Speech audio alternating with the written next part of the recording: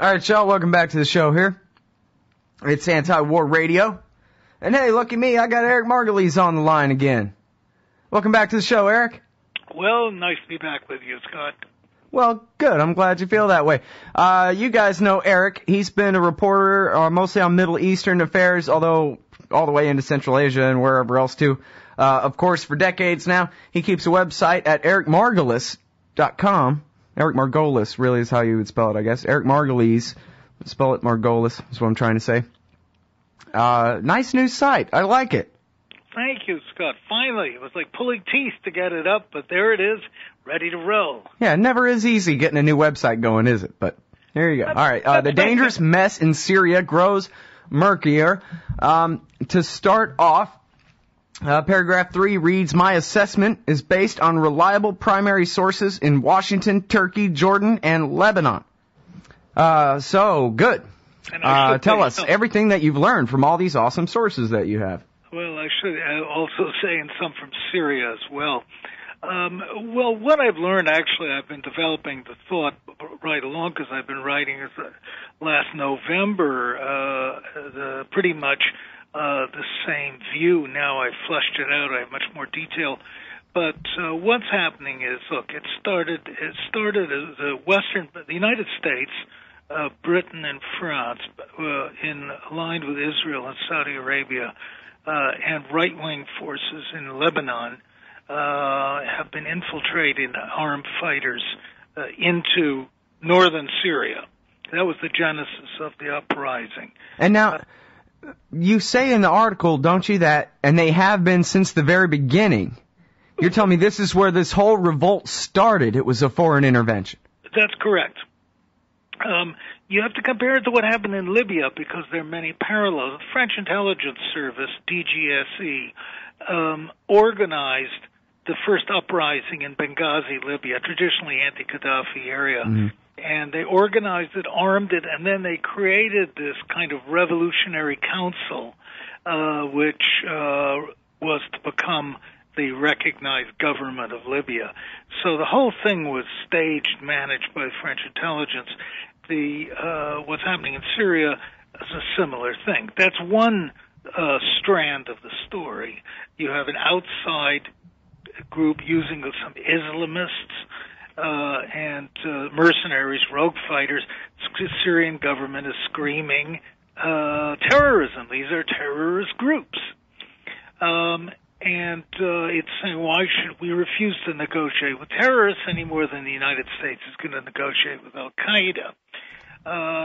Strand number 2 is the Assad Ba'ath party has been in power for 40 years in Syria, 41 years, and it is detested. It's a very oppressive, brutal regime. And it's a minority regime run by Alawites, about 10 to 12% of the population, a Shia offshoot sect. And the majority of the population, who are Sunni Muslims, hate the Alawis, who they consider to be heretics, and they're fed up with this dictatorial regime of the Assad family. So they're rising in rebellion, and that's a very legitimate, spontaneous revolt. Whether it's aiming for democracy or not, I don't know. I doubt it. Then there are other groups involved that are important, like Syria's Christians, who are very influential, about 10-12% of the population. They're supporting the Assad regime. They saw how the Christians of Iraq were destroyed, and they worry for their own future. The merchant class in Syria still supporting the government. Some Kurds, major big city dwellers, and then the armed forces and the secret police and security. So we're looking at a real civil war, part of which is being fueled by the Western powers, whose media is now presenting us this disingenuous view that it's poor, helpless people calling for democracy who are being gunned down in the street by the evil Assad regime. God, what a mess. All right, well, So there's a lot to go over there. First of all, you're telling me basically that the people of Syria who, like for example in Nir Rosen's reporting, he's saying, hey man, in neighborhood to neighborhood, there are small groups of men who just grab rifles and volunteer to fight because they're sick and tired. They hate Assad. They're this natural rebellion. You're telling me, yeah, that's true, but those poor bastards are just being used by these outside powers. They can't make a move that they're not actually doing Hillary Clinton or Benjamin Netanyahu's dirty work. Is that basically what you're saying? Well, they're not under control of the Western powers, but I'm not sure they are working certainly at the same goal, which is to overthrow the Assad regime. The U.S. backed off on overthrowing the Assads some years ago, because Washington concluded, and rightfully so, that they would be replaced by Muslim Brotherhood, which is very militant, underground, and would not be obedient to American commands. Or some years ago, you mean like after the Iraq War? Actually, halfway through it. When Israel last invaded, when Bush was still in office, okay, in his last years in office, and they said, well, no, because we're going to create a horrible Iraq-style mess there. Well, now this has gone by the board. The idea is let's get Iran, and the road to Tehran leads through Damascus, overthrow the Assads, and it'll be a big blow to the wicked Iranians. Right. Well, yeah, the president made that pretty clear in his Goldberg interview in The Atlantic, where he and the interviewer brings it up this way, but Obama sure doesn't correct him or anything. This is all about weakening Iran. It has nothing to do with caring about the poor Syrians. Come on. Washington is definitely, it's an election year. Washington and the U.S. media are gripped by hysteria over Iran. It's the only way I can describe it. Freud would have had a wonderful time with it. We're going to go to war against a country that has no nuclear weapons and no delivery systems to send them, but we're going to go to war just in case they might. Now, okay, I could understand, and you say in the article that France has interests in wanting their old empire back over there or whatever. That sounds like something Sarkozy would be up to. But what American interest is there in Syria at all, other than what Netanyahu wants in Israel? Well, there's the U.S. interest in that is in having everybody obedient. Right, no examples left out. That's why my last book I called American Raj, as in the British Raj, Imperial Raj in India, and that is everybody obey the United States, and all the local rulers, you're going to report to Washington. And so that's one theme in American foreign policy. The other is that so much of American Middle East policy is dominated by Israel and by Israel's interests. And Israel's interest is right now, as seen by the right-wing government in Israel, is to crush Syria, break it into, splinter it, and leave it a weak state with no capability to resist Israel at all. Well, now, we talked about that before. This whole concept is really American neocons, I guess, at least coined the best phrase. David Wimser said, let's expedite the chaotic collapse in Syria so that we can control what happens next. But what I'd like for you to nail down for me is whether what you're telling me is your analysis, your conclusion based on all the evidence, or specifically that, say, I don't know, Netanyahu and Ehud Barak have agreed that, yes, this is our policy. We are hell-bent on regime change in Syria in the short term. No, I haven't been sitting in their office or fly on the wall, so I'm assuming. But if this is sure does look like it. I'm not arguing with that. I just wanted to know if you had something that's really saying, oh, yeah, they've definitely decided that, No, I can tell you definitively about the armed intervention. This is supposition. However, as I've said before on your program, this is a very strong current of thought on Israel's right wing, that to break up all the Arab countries and leave Israel as the only man standing. Right. Well, we sure seem to be tracking with that policy. That's funny because I think I could even find some causation to that correlation, but we might have to save it till after this break. It's Eric Margolis. EricMargolis.com is his website. The dangerous mess in Syria grows murkier, and we'll be right back. All right, y'all, welcome back to the show. It's Anti-War Radio.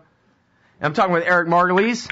He's the author of War at the Top of the World and American Raj, Liberation or Domination. You can often find him at LouRockwell.com, and his own website is Margolis.com, and I say it like that because if you spell it like that, that's how you'll find it.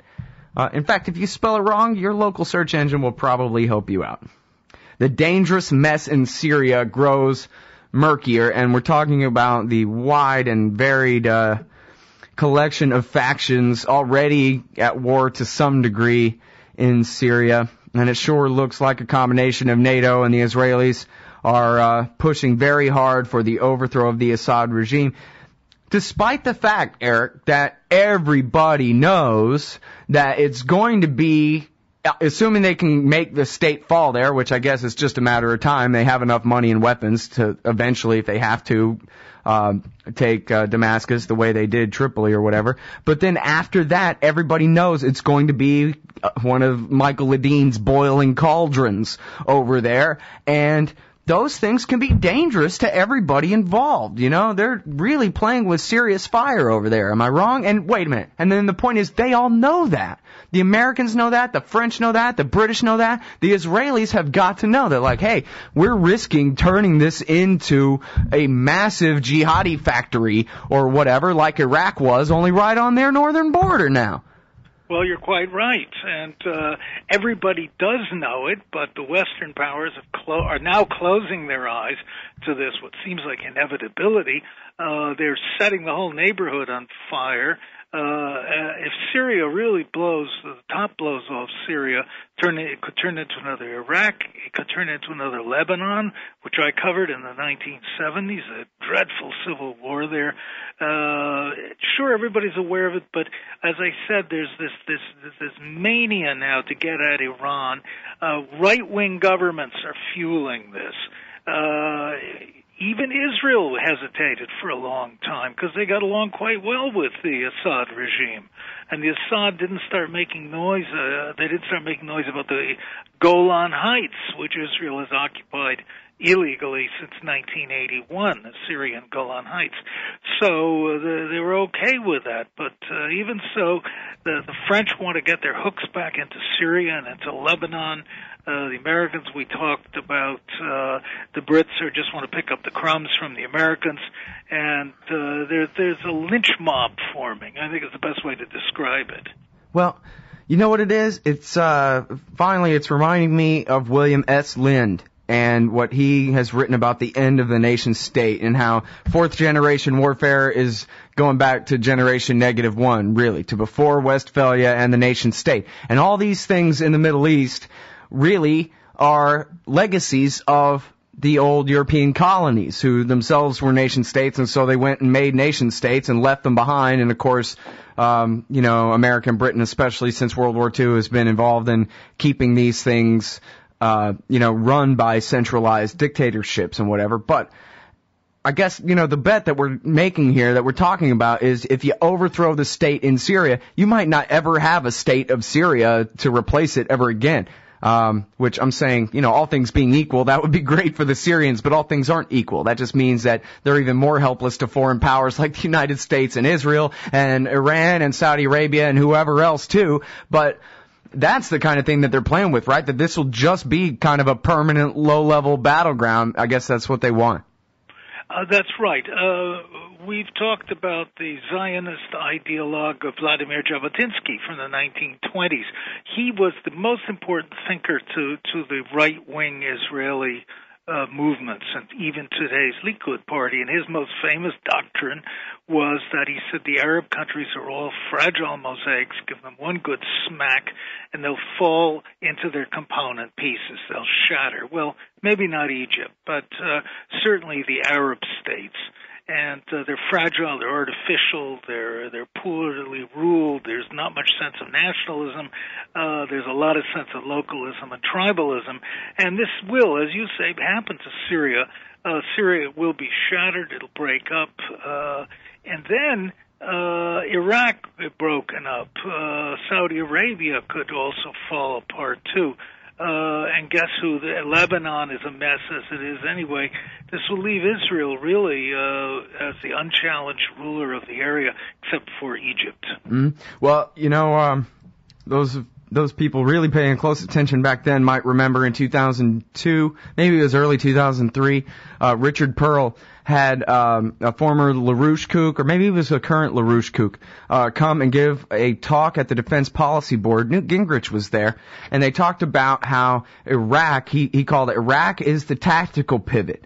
Saudi Arabia, meaning regime change in Saudi Arabia, is the strategic pivot. Egypt, the prize. Because Egypt is the center of Arab civilization, basically. So just, in other words, let's just turn all of these into boiling cauldrons. Let's just get rid of any monopoly on force and hope to perpetuate permanent war throughout them. He wasn't talking about spreading democracy and freedom and peace.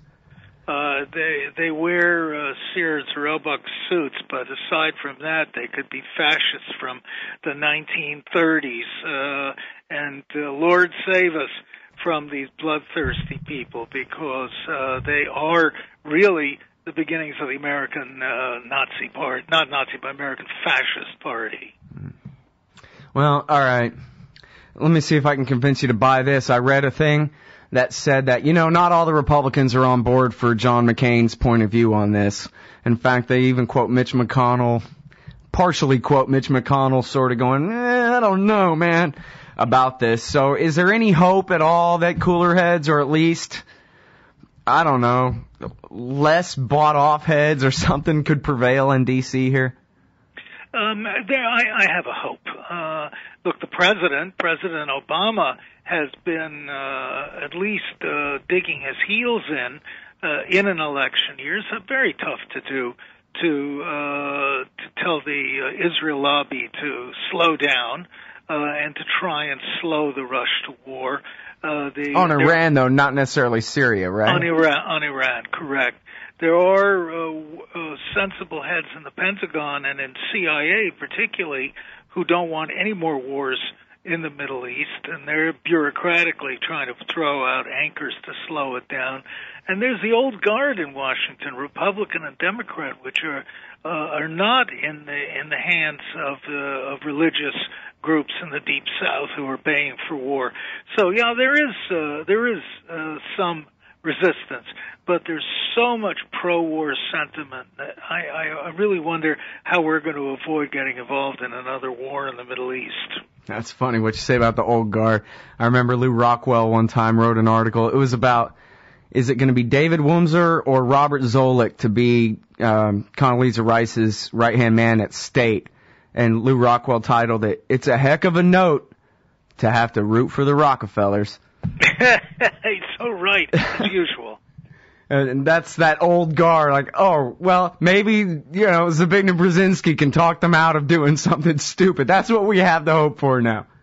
Well, we do, and that was the grown-up, mature, rational Republican Party of the 1950s, 60s, and 70s, which I remember well. I was the ones who built this empire that's now blowing up in all of our faces. But it was the crazies who came out of the woodwork, the far right-wing crazies that have now taken control of Republican policy.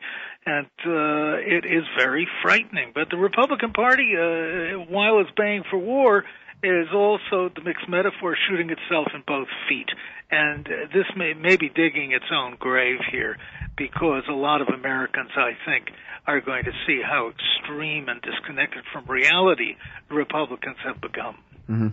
Well, I didn't really think something until I was saying it during somebody interviewing me earlier on the radio, and then I realized I thought it, that when it comes to sanctions on Iran and all of the exemptions granted to Korea and Japan and all the rest of our allies, that they don't have to go along with our sanctions, that really kind of shows that the rest of the world sees America as a weak and dying empire, maybe even in the short term, because they're looking at it and saying, it could be soon enough that we need Iranian oil more than we need a relationship with you, America, because what is your relationship going to have to offer us when you're losing all your power? Well, that's right. I wrote in 1999 that India would emerge as a major rival with the U.S. in the Middle East, because India is right next door, and India wants oil. And we see the beginnings of that. We see that happening today, as India now is still buying Iranian oil while Washington protests. So a dying empire, yes, but that can still lash out and cause a lot of damage. Yeah, they have a lot of bombers left. All right. Well, I'm sorry we're all out of time, but we are. Thank you very much for yours there. Always a pleasure to be with you, Scott. The heroic Eric Margolis. Everybody, ericmargolis.com, spelled like Margolis. The dangerous mess in Syria grows murkier. We'll be right back.